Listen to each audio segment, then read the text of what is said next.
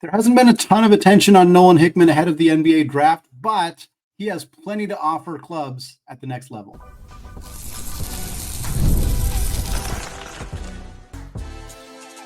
You are Locked On Zags, your daily podcast on the Gonzaga Bulldogs. Part of the Locked On Podcast Network, your team every day. What is going on, y'all? Welcome into the Locked On Zags podcast, part of the Locked On Podcast Network, your team every day. I'm your host and longtime Gonzaga podcaster, Andy Patton, here to bring you news and updates on all things Zag athletics. Folks, take control of your finances with Monarch Money. Use code LOCKEDONCollege at monarchmoney.com and you'll get 50% off for your first year.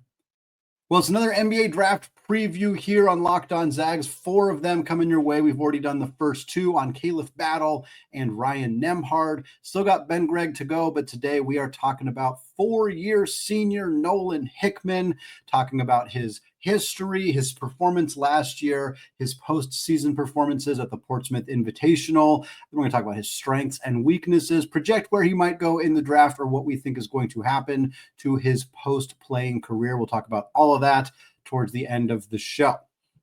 We'll start with the history here. We're not going to go through every single one of Nolan Hickman's 4 years here at Gonzaga, but as a reminder, he was a top 30 prospect out of high school who actually flipped his commitment from Kentucky to Gonzaga. He's from Seattle, very proud to be from Seattle, reps it all the time, but he's actually playing high school basketball at Wasatch Academy in Utah prior to coming to Spokane to join the Zags in the 2021-22 season. And Nolan Hickman spent all 4 years at Gonzaga and played huge amounts of minutes pretty much every single season. He came off the bench as a true freshman backing up Andrew Nembhard, and then started each of the next 3 seasons. What always has struck me about Nolan Hickman is despite being a 4-year guy and playing a ton of minutes every single season, these last 2 years were the only 2 seasons that Nolan kind of had the same role. And coming into his senior year was the first time he got to come into a season without his role changing. He was a backup point guard as a true freshman, and then he was the starting point guard as a sophomore, and unfortunately that didn't go great. We'll talk more about that later in the show. So then as a junior, he ended up kind of moving to playing off the ball when Ryan Nembhard came in to take over the point guard role, and then as a senior, he finally kind of kept that same role, returning as the starting shooting guard alongside Nolan Hickman, alongside Ryan Nembhard, also alongside, teammates he'd been with for a while at that time, Graham Ike, Ben Gregg, some others as well. So we kind of saw him finally get to be in a rhythm where he didn't have to spend the offseason adjusting to a different role coming into the season. For his career, Nolan Hickman was an outstanding three-point shooter, 39.5% from beyond the arc for a career that spanned 139 games, played about 28 minutes per game. He took 570 three-point attempts in his career. That is a significant amount of three-point attempts to shoot nearly 40%. All told, again, in his 4-year career, Hickman finishes up averaging 9.5 points, 2.5 assists, 1.1 turnovers, shot about 53% on two-pointers, 85.5% from the free throw line, and as we said, 39.5% from three. This past season was the second best of his career. You could argue the best. He scored 14 points per game as a junior, and that was down to about 11 points per game as a senior, but he did some other stuff better. His three-point shooting improved this past season for the Zags. He played 35 games last year for Gonzaga, started 34 of them, played just under 30 minutes per game. As a junior, he played about 35 minutes per game. So some of his performance dip last year was not about him playing worse, but just playing a little bit less. And I think we can all agree that the 35 minutes per game as a junior was too much, and that team was really lacking depth in the backcourt. This past year's team had some more depth they could utilize in the backcourt, which allowed Hickman to play less minutes, which was a good thing for Gonzaga. Not because Hickman is bad, but because most players shouldn't be playing 35 plus minutes per game. All told, he finished his senior season in Spokane averaging just under 11 points per game, 2.5 boards, 2.3 assists, 1 steal, under 1 turnover per game. He was 52.5% on two-pointers, and he was an incredible, electric 44.5% from three. 44.5% from three, folks. That was on 5 attempts per game, too. The High volume and high efficiency from Hickman as a three-point shooter last year was incredibly good. He also shot 93% from the free throw line. Granted, that was on an incredibly small number of attempts. I think at one point we did a segment about Hickman's free throw shooting because like we're halfway into the year and he'd taken like 6 free throws like all year long. It was crazy. He ended up kind of getting into the line a little bit more later in the year, but really efficient at the line when he gets there, just wasn't getting there all that much. Hickman took home some hardware in his career, too. He was an all-freshman WCC member in 21-22. He was a second-team WCC player in 23-24. And then this past season, he was, for the first time, a first-team all-WCC player. He also is 16th in WCC history in games played, which is a pretty cool accomplishment. Just missed being inside the top 15 for the entire conference throughout its history. Hickman was not invited to the G League Elite Camp or the NBA Draft Combine, but like Caleb Battle, he did participate in the Portsmouth Invitational Tournament, which is a big-time event that has 64 players spread out across 8 different teams that compete in 3 different scrimmages over the weekend. They also do some measurements and testing stuff as well. It's for graduated seniors only. So for Hickman, it was a really cool opportunity to compete against members of his class in this event and hopefully try to get some scouts and some eyeballs on him. The measurements from that were actually fairly positive for Nolan. He measured at 6'3.5", so 6'3.5". That is with shoes. The combine measures without shoes, but this event measured with shoes. So it's the numbers they're not going to compare straight across, but shoes add like about an inch, maybe a little more than an inch. So he's probably about 6'2.5" without shoes, which is pretty standard. However, the wingspan for Nolan Hickman was 6'7". This is huge. This is a huge potential advantage for Nolan Hickman to have that kind of wingspan. 6'7" really makes him a more desirable prospect because you think he can make up for some of the defensive limitations with his length. And just, again, wingspan is so critical in the NBA, and being 4 inches bigger with your wingspan than your height is always a good thing. Weight for Nolan Hickman was at 194. I mentioned this in the Caleb Battle NBA draft profile as well. Battle measured at 195 pounds. It's shocking to me, having watched both these guys, that Caleb Battle is only 1 pound heavier than Nolan Hickman. Hickman must be a little bit more dense than he looks. He's got some muscle mass on him because that surprised me a little bit. Standing reach for Nolan Hickman's 8'2.5", which again for a smaller guard is pretty good. It's helped by that wingspan. His shuttle run numbers were 3.175 seconds, which is better than Mark Sears put up at the combine, better than John Tonji and Jameer Watkins and Kobe Brea put up at the combine, better than AJ Hogarth and John L. Davis at the Portsmouth Invitational. His vertical was not great, though, 28.5 inches for him. Better than some of the other guards he competed against at the Portsmouth Invitational, but would have been one of the lowest results at the entire combine. In fact, the only college players who had a lower max vertical jump at the combine were Janai Broom and Derek Queen from Maryland. So Hickman's jumping skills, not exactly there. Some of the other testing was not bad, though. And then in the scrimmages, again, Nolan had 3 different scrimmage results. Some good, some not so good. His first scrimmage, he had 5 points, 5 boards, a pair of assists, and a block. However, he shot 1 of 7 from 3 in that scrimmage and 0 of 2 on 2-pointers. Second scrimmage was far and away his best performance, 13 points, 3 assists, a pair of boards. He was 5 of 8 on 2-pointers, still only 1 of 3 from 3. And then in his final event, final scrimmage, was clearly not much for Hickman here. 0 points, 4 assists, 2 steals, and a rebound. 0 of 2 on 2-pointers and 0 of 2 from 3. So all told, in 3 scrimmages, he averaged 6 points, 2.6 rebounds, 3 assists, 5 of 12 on 2-pointers, and just 2 of 12 from 3. Haven't seen a lot of reporting about workouts for Nolan Hickman, but I suspect that he has been and will continue to be getting private or public workouts with NBA teams as they evaluate what they think of him, whether they want to use a draft pick on him, whether they want to make him a priority signee after the draft, bring him into summer league. Again, I said this in the other two draft profiles. The workout reporting for NBA is just not really there. A lot of teams do private workouts and they intentionally don't report them. And even some of the times that they are willing or able to report who's coming in for workouts, it just doesn't end up happening. There's just a lot of movement, a lot going on around this time of year. So unless Hickman's posting about it on socials, which I've seen and tracked and haven't seen any obvious, no doubt, clearly he was working out with an NBA team posts, we just don't really have a good sense of how much this has been happening for him. Well, folks, Hickman's very clearly an NBA caliber shooter, but does he have enough other intangibles to stick in the league? We're going to talk about his strengths and his weaknesses coming up in just a second. But first, folks, have you ever checked your bank account and wondered, where did all my money go? Because between dining out, online shopping, and just general entertainment costs, it's pretty easy to lose track. And that's where Monarch Money comes in, your personal CFO, giving you full visibility and control over your finances. And Monarch Money isn't just a budgeting app, it's a complete financial command center. You can track all your accounts, investments, and spending in one place, so you stop just managing your money and you start building wealth. And instead of juggling multiple apps, you can use Monarch to check your finances, track spending, and even plan your long-term goals. That's a huge thing for my wife and I, especially with the kid. We got a lot of priorities and a lot of long-term goals that we want to do. And it's great to be on the same page when it comes to finances. And that's what Monarch Money offers, because managing your money is smoother than ever. You can track your shared and personal accounts. You can set your goals together and stay on the same page without all that added stress. So take control of your finances with Monarch Money. Use code LOCKEDONCollege at monarchmoney.com for 50% off your first year. That's monarchmoney.com, code LOCKEDONCollege for half off your first year.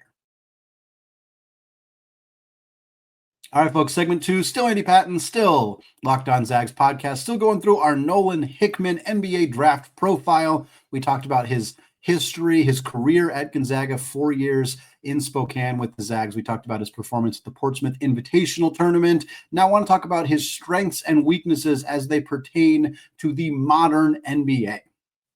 Strengths for Nolan Hickman, pretty obvious. He is a consistent, high volume, highly efficient three-point shooter. That is so monumentally valuable in the modern NBA.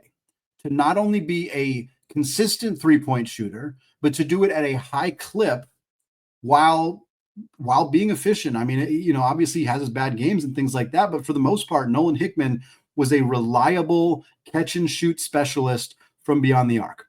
As I said in the opening, he shot 39.5% across his 4-year career, and that was on 570 career attempts. There are not a lot of players that shoot 40%, which you round that up to 40% on that many attempts in college basketball. It's just not something that happens all that often. And especially if you take out his first 2 years and you look at just his junior and senior years, in those 2 seasons, Hickman shot 42.8% combined, so just under 43%, and that was on an average of 5.2 attempts per game. In those 2 seasons, he made 155 out of 362 three-point attempts. Again, not a lot of players in college basketball were shooting at that volume with that efficiency during those 2 seasons. It's also worth noting that Nolan Hickman improved as a three-point shooter every single season. If you want to look at trends and things like that, I think NBA scouts are going to be happy to see a player who's gotten better in the most important stat for his specific profile. Hickman was just under 31% as a freshman. He was 35.5% as a sophomore. I remember talking about him on shows, doing podcasts, and we were kind of projecting, hey, maybe he becomes a lights out three-point shooter, but it wasn't like this guaranteed thing. So for him to have been the player that he was these last 2 years as an outside shooter, again, he wasn't built as that coming in, like he was built as a good shooter, but he worked really hard to get a lot better as a three-point shooter. He's 41.3% as a junior, and then he was 44.5% as a senior. So he improved just under 5 percentage points from freshman to sophomore year, just over 5 percentage points from his sophomore to his junior year, and then about 3.5, a little under 3.5 percentage points from his junior to his senior year. That is tremendous growth from Nolan Hickman, again, in a critical stat for him as a professional basketball player. Hickman also does have experience playing both on and off the ball. He played point guard for his first 2 years. He played off the ball in his second 2 years at Gonzaga. So we've seen him do that. He has shown the ability to play the point guard position. He was also the backup as a freshman to Andrew Nembhard. Never hurts to have played alongside somebody with some serious NBA pedigree, and Nolan definitely did that in that freshman season. He's also always been good at taking care of the basketball. It's funny. I remember Nolan's struggles as a sophomore when he was in that starting point guard role, and there was a lot of criticism, a lot of hate, a lot of frustration being taken out on Nolan. And I'm not going to sit here and tell you that the experiment of Nolan Hickman starting at point guard was actually like way better than we thought or anything like that. It was a challenge, and we'll get to that in a second. But what was funny to me is so many of the criticism was about Nolan Hickman's turnovers, and that's just revisionist history. Nolan Hickman doesn't turn the basketball over. In his career, he averaged barely a turnover per game. even when he was that starting point guard. In that sophomore season, he averaged 3.1 assists and 1.3 turnovers. That's a pretty darn good assist to turnover ratio. 1.3 turnovers as a starting point guard for a high octane offense. That's great. Yes, Hickman got moved off the point guard role during the season. And yes, his turnover numbers were a little bit higher. So were his assist numbers at the beginning of the year when he was kind of playing that point guard role. But Nolan Hickman was not a player who turned the ball over a bunch throughout his career. And in fact, it's a positive for him how little that happened while he was at Gonzaga. Going along with that, I think one of the strengths for Nolan Hickman is that he's just a strong decision maker. He doesn't make a lot of mistakes. He doesn't make dumb mistakes. He doesn't make errant passes. He doesn't jack up bad shots defensively. He doesn't make a ton of mistakes there. I think he's a little too tentative, in fact, and I think that's a weakness for him on both sides of the ball, but he's not somebody who makes a lot of mistakes. He has a high basketball IQ, and you can see him being, I don't want to use the word cautious because I think that sounds negative, but you can see him making reads and making the right decision with the basketball in his hands far more often than not. And I think that one of the ways that that shows up is that as a smaller guard, he was also an efficient scorer as a 2-point scorer, which is because he picked his moments. He picked when he was going to attack the rim, when he was going to get out in transition and score that way, as opposed to constantly trying to drive in the paint and jack up shots against bigger, stronger defenders, which would result in a pretty poor percentage around the rim. Hickman was great throughout his career. Gonzaga also utilized him a lot to be the best on-ball defender on the team. He would be tasked with guarding the opposing team's best guard very frequently. He was the one guarding Brandon Pajemski. He was the one guarding Adama Alpha Ball. He was the one guarding Augustus Marciulionis or Aiden Mahaney or Malik Thomas or pick your poison. There's some great guards in the WCC over the last 4 years, and Nolan Hickman very frequently was tasked with guarding them. That is a sign of respect from Coach Few and a sign of what they thought about him defensively. He also frequently ranked among the better defenders in the WCC using advanced stats, defensive box plus minus, defensive win shares. Those numbers point to him being one of the better defensive guards in the entire conference throughout his Gonzaga career. Weaknesses for Nolan Hickman: the size combined with the athletic testing are just not NBA caliber. 6'3.5" in shoes is too small to be an off-ball guard. We've talked about this with Nolan Hickman. We've talked about it with other players before. The NBA is so size-focused these days.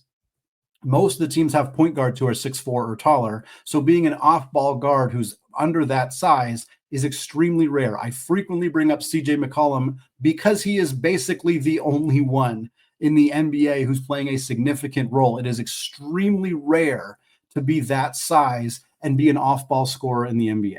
The 6'7" wingspan helps a ton. It really, really will help Nolan Hickman in terms of what evaluators think of him, and it'll help him perform better in scrimmages and in practices and workouts and in summer league and all that stuff. But the drills don't paint him as a particularly high-level athlete. The eye test doesn't paint him as a super elite athlete. He's a fine athlete, but I don't think he's an NBA. Like, he'd be a below-average athlete in the NBA with below-average size. And that combined with the fact that he's just not a point guard. He's just not a point guard. I think that's the biggest thing working against him. And the Zags tried it. And like we said, they ended up kind of having to go away from it. Nolan Hickman didn't turn the ball over much. And I think his decision-making was decently good, but he's not aggressive enough. He kind of just moved the ball. He was just a ball mover. And he wasn't somebody who was really, trying to make creative passes or bending the defense. He wasn't trying to drive and dish or navigate the pick and roll in a way where he could get teammates open. Like, he was fine at taking care of the basketball and getting it up the court and getting Gonzaga into their offensive sets, but he didn't really create. He didn't really make things happen. And I think that was my biggest frustration with him that year, that he was a point guard. And I think was why it was so smart and shrewd of Mark Few to bring him into a role where he gets to be more of a catch and shoot. And hey, if you catch it and they come at you fast, you can attack the closeout, drive to the rim, look to make something happen that way, as opposed to being a player who's constantly asked to make things happen and create, because ultimately he just wasn't that good at that. Unfortunately, that's a huge knock against him in the NBA. If you can catch and shoot specialists are absolutely roles that exist in the NBA. They're on every team. There's somebody who's on the team primarily to come into the game and space the floor. And if you catch the ball and you're open, knock down a shot, and we don't really need you to do anything else. Most of those guys are at least 6'7". And I think that overall is the problem for Nolan Hickman. He's too small to not be able to be a creative point guard, and he doesn't really possess the skills to do that, or at least he has not shown those skills, and he was given the opportunity to do so at Gonzaga. So I think those are the main things. Defensively, he's limited. I think the aggressiveness, the energy he brings on defense is there, and I think he would work really hard for an NBA team, and the wingspan definitely helps there. But again, is he strong enough to get through screens? Is he strong enough to be a pick and roll navigator? He wasn't particularly great at that at Gonzaga. I think that the on-ball defense was good, but he did get caught in screens quite frequently, and that was a problem for Gonzaga. That's pretty much all the NBA is constantly getting switched off of on screens. If bigger players are switching on to him and just able to attack him and use their strength to get past him or through him, that's going to be a problem for him on that end of the floor. So what's the likely outcome for Hickman? What does this all mean? Does he end up getting selected in the back end of the second round? Does he go undrafted? Does he sign in the NBA? Does he go overseas? We're going to talk about all of that coming up in just a second.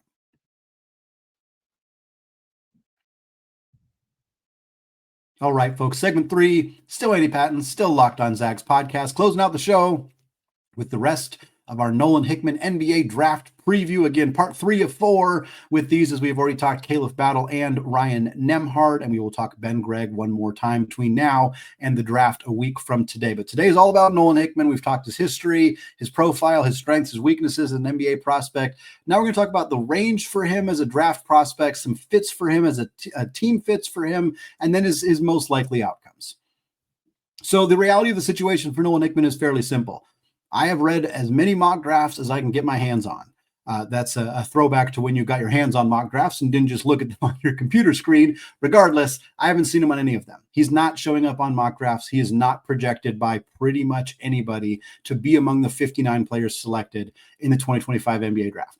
And many of those people who also do mock drafts will do big boards as well, sometimes as many as 80, sometimes as many as 100 different players on those big boards. And honestly, Nolan Hickman doesn't even show up on those every time. Sometimes he does. Sometimes you'll see him in the 80s, 90s, somewhere in there, but he's rarely showing up as somebody who is in the actual NBA draft, or he's really not showing up in the NBA draft. And he's infrequently even showing up as a player who's kind of on the periphery of being drafted. And honestly, that tracks with the fact that he was not invited to the G League Elite Camp. Typically, the players there's I think 45 players who were invited to the Elite Camp, 75 players invited to the Combine. If you're not among those two groups, it just makes it a lot tougher. And we've talked about this, and we'll talk about it again here. A ton of players pulled out of the draft. Less players were eligible for the draft than ever before in terms of underclassmen and Europeans. And then so many players decided to return to school who would have likely been drafted. Players like Tahad Pettiford from Auburn, or LeBaron Philon from Alabama, or some bigs like Yaxel Lendeberg at Michigan, or Alex Condon at Florida. Like, there's so many guys, Boogie Fland, who went to Florida as well. And some of those guys were players who played positions similar to Nolan Hickman, or who were great three-point shooters. So there were players who fit the NBA, who have Hickman's skill set, who are returning to school. That could be good news for Nolan. And it also means that 140 or so combined players at the draft combine and at the G League Elite Camp, a whole bunch of them aren't in the draft anymore. So I don't think we want to assume that, you had to have been at those events to get drafted. That's not necessarily the case, but I do think that for Hickman, it's very unlikely that he will be among the 59 players selected. And in terms of team fits, it's just teams that need shooting. It's a team that needs shooting and that has enough point guard play that they are willing to give him a chance to be a catch and shoot specialist, because that is the only role that I think that Nolan Hickman could stick in the NBA, is if he is given an opportunity to compete for a bench spot where he spaces the floor and he catches the ball and he shoots the ball. And there's not a lot else that you're asking him to do. Obviously, he's able to attack closeouts. He's able to get out in transition. Those are two things he did well at Gonzaga, and I think would do fine at in the NBA. But you don't want him in a role where he is asked to create, like that secondary creator role that Andrew Nembhard fills really well for Indiana, where, yeah, he can also catch and shoot. But if you need him to play the point guard role, if they're doubling Halliburton and you get him the ball, he can create. He can make things happen. I don't know that I see that for Nolan Hickman in the NBA. And I think that NBA scouts don't, and they're not projecting that. So a team would need to be willing to give him a role where it's like, hey, you get to your spots, move well without the basketball. And if you catch it and you're open, you're shooting it. And if you're not open, you're probably passing it and resetting the offense. Like, that's the kind of thing. There are teams that could potentially view him as that. But it's hard to know exactly who those are at this point. But I think that that's kind of the role that makes the most sense for him. Closing out the show with our likely outcomes. Like I said, don't expect Hickman to be drafted, but I do think he will catch on in the summer league. I think all 4 of these guys will end up playing summer league basketball this year.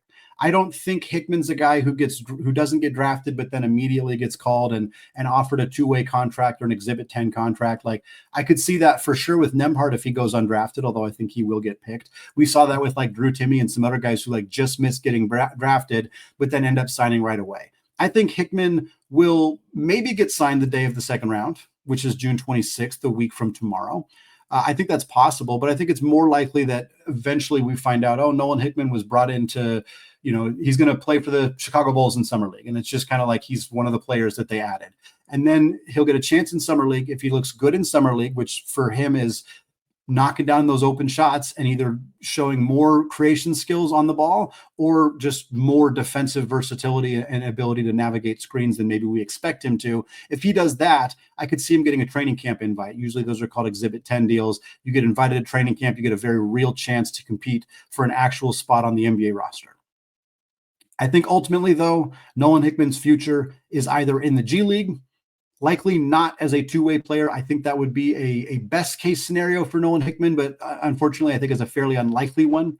I think that he is more likely to be in the G League competing for an NBA roster spot. Just playing in the G League, playing good minutes. This is what Malachi Smith did. This is what a handful of former Gonzaga players have done in the past. David Stockton is a notable one. Ryan Woolridge played in the G League for a while without an actual NBA contract. And you hope that somebody picks you up. I mean, this is what Drew Timme did too. He was not on a 2-way contract. He got signed by Brooklyn after playing like lights out good in the G League.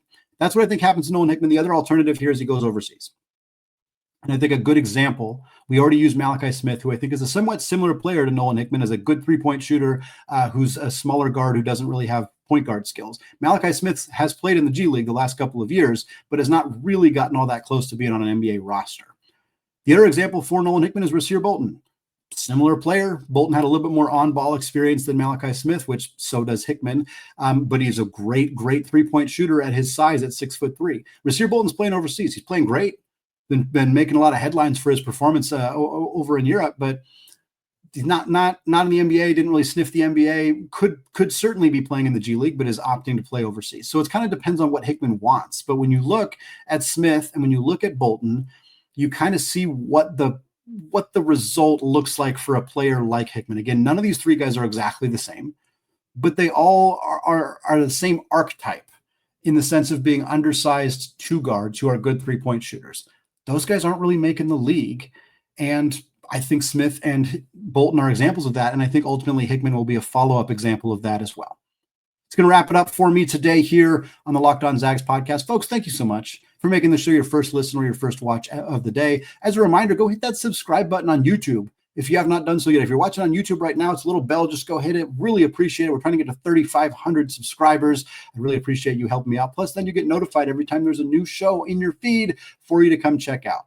I'll be back on Thursday with another show this week, and then Friday we'll have another NBA draft preview, assuming we don't get updates on the Pac-12 media rights deal or their final member, which we are expecting pretty much any day now. When that happens, we'll certainly have more for you. We'll also have some more updates on Ryan Nembhard as we're a week out from the NBA draft. Hopefully some more updates on Mario Saint-Superi as well, and any other roster moves, transfer portal stuff, anything else that happens, we'll get you covered here on Locked On Zags. Thanks again, folks. Have a fantastic rest of your day. And of course, as always, go Zags.